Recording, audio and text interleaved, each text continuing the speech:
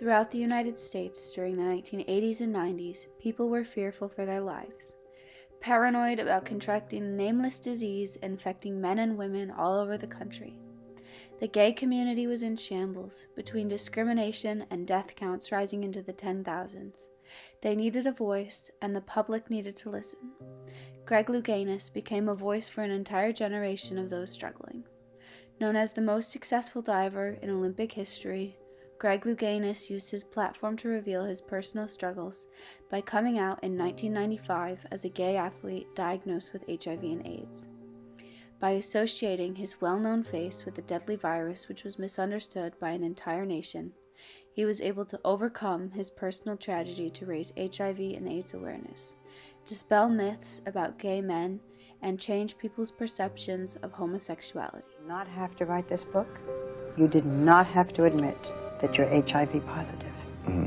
Why are you doing it? To motivate, those people who are HIV positive, to understand that life isn't over yet. At an early age, Greg knew he was different. In school, he was bullied because of the color of his skin. At home, he dealt with an adoptive father who was only interested in his successes. And internally, he struggled with his own sexuality. His mom decided to put him in gymnastics and dance lessons at age 3 after watching him copy his sister's dance moves at the studio and around the home. Greg enjoyed both of these, but at age 9, he decided to start using his gymnastic skills on the diving board of his family's swimming pool. His mother worried about him hurting himself, so she enrolled him in diving lessons, where he met immediate success. At 11 years old, he made waves at the 1971 Junior Olympics by scoring a perfect 10. In the years following, his wins only became greater, and by 1975, he had moved in with his then coach, former Olympic diving champion, Sammy Lee. Sammy was training Greg in hopes of him winning gold at the 1976 Olympics. When the 1976 Olympics came around, 16-year-old Louganis won silver, second to Klaus DiBiase, Italy's best diver and 2-time Olympic champion on the 10-meter platform. After training with Golden Mine, Louganis' second-place finish felt like a failure.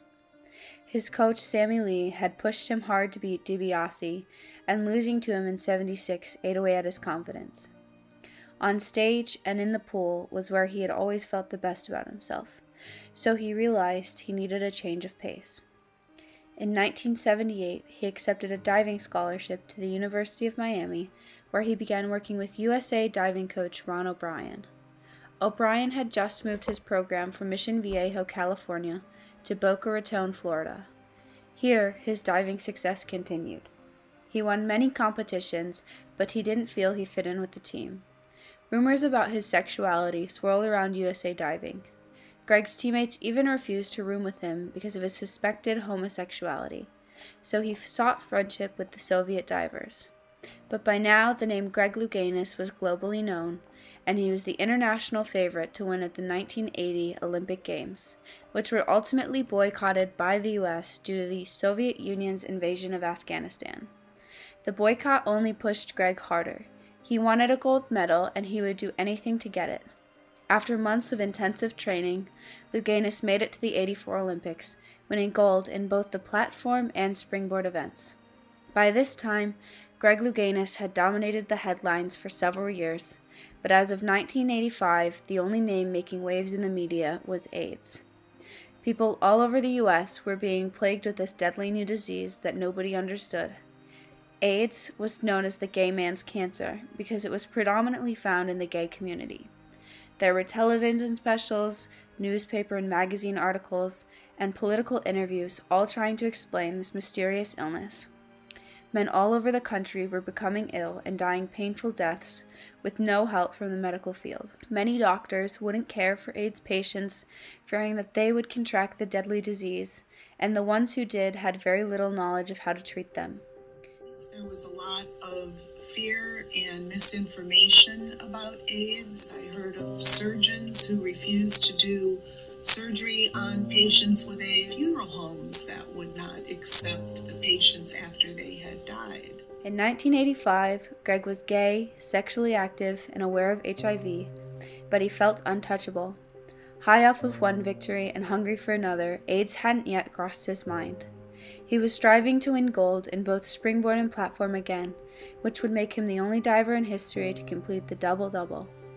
Louganis threw himself into conditioning and practice for the upcoming '88 Olympic Games in Seoul, South Korea. While Greg trained, the mass hysteria about HIV only worsened. With the new enzyme-linked immunoabsorbent assay blood test known as ELISA, more people than ever were being diagnosed with HIV. Despite these major breakthroughs, the blatant discrimination towards gay men continued. Acclaimed HIV and LGBTQ author Mark S. King shared his experience with AIDS discrimination in 1985 in a recent interview. The television has got preachers on it who are saying, see, we told you so. Oh, he's HIV positive and he was in the public pool. They were draining pools. You didn't give me an apartment because I have HIV. Mm-hmm. You won't even bury me. You won't bury me in the cemetery because I have HIV. In 1987, 1 million Americans were infected with the virus. When Greg Louganis' then boyfriend became ill, the two began to worry about the threat of HIV. Soon after getting sick, Louganis' boyfriend took the ELISA test. It came back positive and he knew he was dying. Greg then immediately got tested, and 6 months before the 1988 Olympic Games, he too was diagnosed with HIV. He was put on AZT. AZT was the only drug on the market to help combat HIV. So with this treatment, he decided it was in his best interest to keep training and proceed on to the Olympic Games. Over the months leading up to the competition, Greg was in a physical and an emotional whirlwind, but he never showed it, keeping up his reputation of diving's golden boy. Louganis finally reached the '88 Olympic Games, and all was going smoothly until the first preliminary event. On his 9th dive on the 3-meter springboard, Greg smashed his head into the diving board, sending a shock wave through the diving nation. Audiences feared that this tragedy would end Louganis' career, but his greater concern was the tragic impact his diagnosis could have on others. Fearing for himself, the other divers, and the medics working on his head. But with Coach Ron O'Brien's support, he put his fears behind him and pushed forward. Keeping quiet and working hard, he managed to again win the springboard and platform events, accomplishing his goal of the double-double. Greg had the world at his feet, but no one knew how close he was to falling. After years of struggling with his public identity, Louganis decided to break his silence. He had seen Ryan White, a young boy who needed blood transfusions, come out as HIV positive, and his immense bravery inspired him to share his story as well. On February 23, 1995, Greg went on the show 2020 with Barbara Walters and came out during the interview as not only gay, but also HIV positive, making him the first Olympic athlete to come forward about living with HIV. His coming out was met with mixed reactions. While many stood behind Greg after loving and following him for years, others were angry that he went on to compete in 1998 with his illness, because they felt he could have infected others, especially after he hit his head. In spite of the varied reactions, Louganis went on to write and publish his tell-all memoir, Breaking the Surface. He wrote to come clean and to encourage others to do the same. He spoke about the secrets he had kept, not only about his sexuality, but about his substance abuse and violent relationships. Greg recalls how all of the threats and mistreatment made him disguise who he really was. Although the gay rights movement was allowing people to come out in 1985, by 1990, many homosexual and HIV-positive men and women all over were still hiding in fear. In his book, he pleads for people to let go of fear and judgment, encouraging the removal of all HIV stigma. Once he came out, Louganis joined many activism groups, including the Human Rights Campaign, and he began speaking nationwide.